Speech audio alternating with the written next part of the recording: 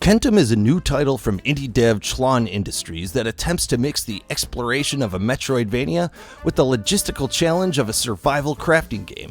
But what was created might be more than the sum of its parts. Hi, my name is Dove and I love indie developed games, and today we're going to take a look at Kentum. This is brought to us by Tlon Industries out of Buenos Aires, Argentina. Tlon has worked on a few titles already, with their first title, Per Espera, being nominated for the Best Strategy Game at the DICE Awards. So without further ado, let's take a look at Kentum. Your player, Kent, starts his goal of reigniting society after hitting the longest snooze button in history. Between you and your snappy English companion Orb, you'll have to get the very supply lines and basics of society before anything else. So Kent will have to explore the post-apocalyptic world in search of everything needed to get things going. That brings us to the basic play loop of Kentum, which is equal parts challenging as it is addicting. You'll be able to explore the sprawling style 2D map with gated progress intricately placed throughout. It's the classic eloquent design to keep upgrades like Kent's hoverboard, hang glider, and grapple device hidden across the map, while at the same time those upgrades help you advance to new areas. It gives players reason enough to revisit areas looking for more of those upgrades and material to enhance your home base. There might be a few places on the map you might be able to get to if you return during a different season as well, so keep that in mind. In addition, the flora and fauna change with those seasons, so gamers will have to pay attention to where and sometimes when they get certain materials. That brings us to the main aspect of exploration, scanning. As you and your orbs scan and catalog the new world, you'll uncover recipes or blueprints for different devices, machines, and upgrades to help. Once you scan and find a new blueprint, you'll be able to manufacture that object at your home base. Now that's where the normal loop of Metroidvania and survival craft become addictive. Sure, it's fun to explore maps, and to some of us, scavenging across an ever-evolving area is just as great, but to have an intricate, well-crafted, factory-style home base to tie things together makes this a truly enjoyable experience. The crafting at your home base starts off as normal. Grab a few different items off a checklist and combine them, but quickly more and more machines and methods of combining ingredients grow as you explore the world, obtaining more and more blueprints. Before long, you'll have conveyor belts filled with mechanical claws feeding machines to start producing what you need in mass. It just becomes one of the most satisfying home base building titles there is, just bordering on the line of a cozy game, to be honest. While you can get nice and cozy, gamers will quickly notice that the Factorio-style base building can push your strategic and logistical thinking to its max. At times, it can feel overwhelming to try and find which item or recipe you need to complete your objective, all the while making sure you keep your base functioning, your supply lines moving, and your crops watered, even if you don't actually know what you should be making next. But with more exploration or investigation, gamers will be able to uncover what's needed.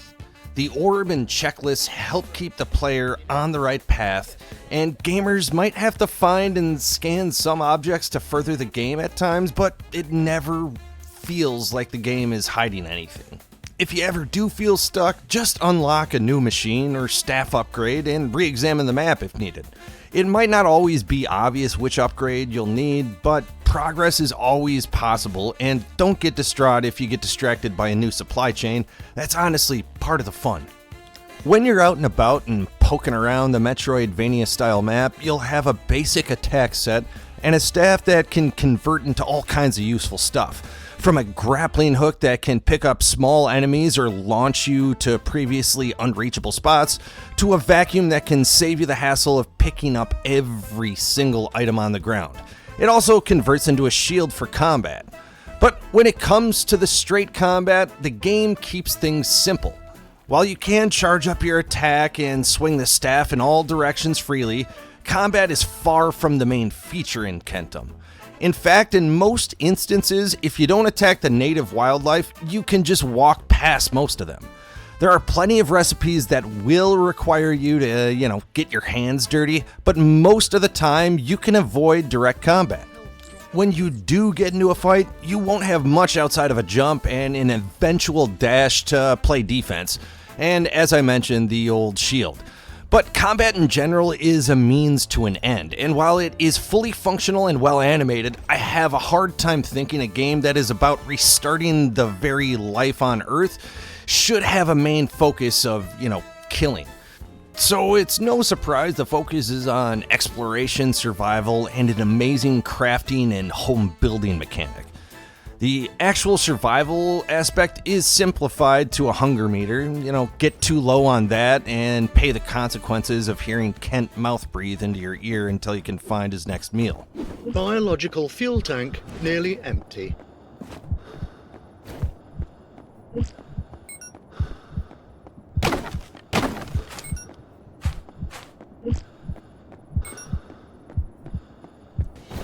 Bring either the health or hunger meter to 0, and that will mean the end of old Kent. Don't worry though, death means you just restart at your home base as a new clone of Kent. You'll be able to gather most of what your character dropped at the point of his death, as a few things will go missing in this simplified Souls-like recoup system. It allows you to not just toss the controller in frustration when you die, but also leaves that bit of a challenge to gather most of what you lost by returning to your last failed Kent. Kentum might not have the label of a cozy game, but when you're setting up your home base to produce efficiently, gathering crops, or putting together the latest recipe, it can feel downright cozy. And I gotta be honest, I spent most of my time just at my home base trying to set up the perfect supply chain. Setting up that factory-style home base is really simple to get going with a solid UI, and adjustments don't cost much of anything, especially if you're just moving from one side of the screen to the other. So don't worry about early setup. You'll change a lot throughout, and it's not going to be too difficult. And luckily, the game made that process really intuitive. And it's not just one machine or one recipe. You'll really have to dig deep and figure out a good supply chain for everything. Do you want to make cognitive fluid, or are you just trying to farm enough food to keep your Kent alive? There's a lot of different strategies here, and I love how it just leaves it wide open to the player. The art style feels like a comic strip come to life. With a depressing setting like the end of humanity, the color scheme here kept things lively. Sure, there is plenty of desert and barren land, but each area or biome has its own palette that gives it a personality all its own. And with the changing seasons, it really adds to the fauna and flora in each setting.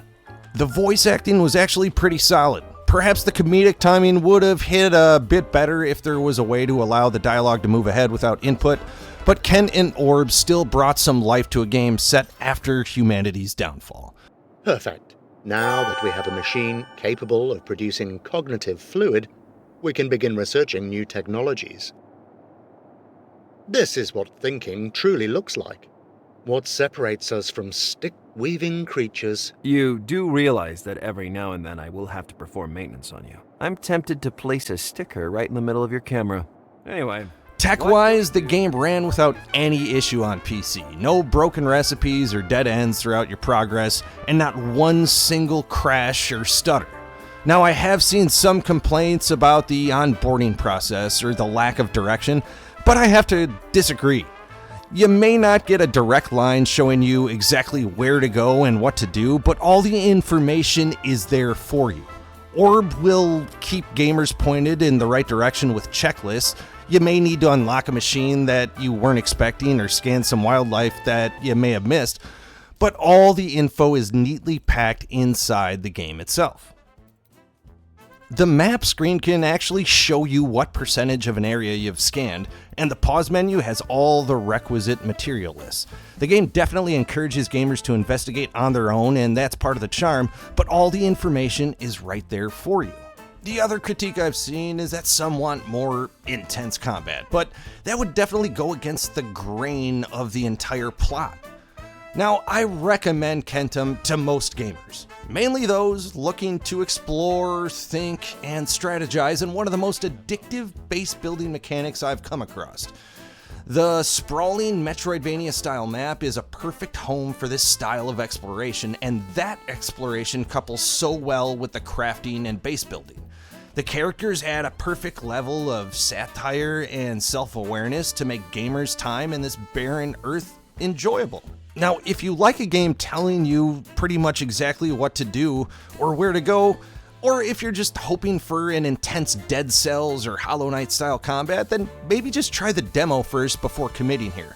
But for everyone else, Kentum is a little gem of an indie game riding that fine line of cozy and challenging that I fully recommend.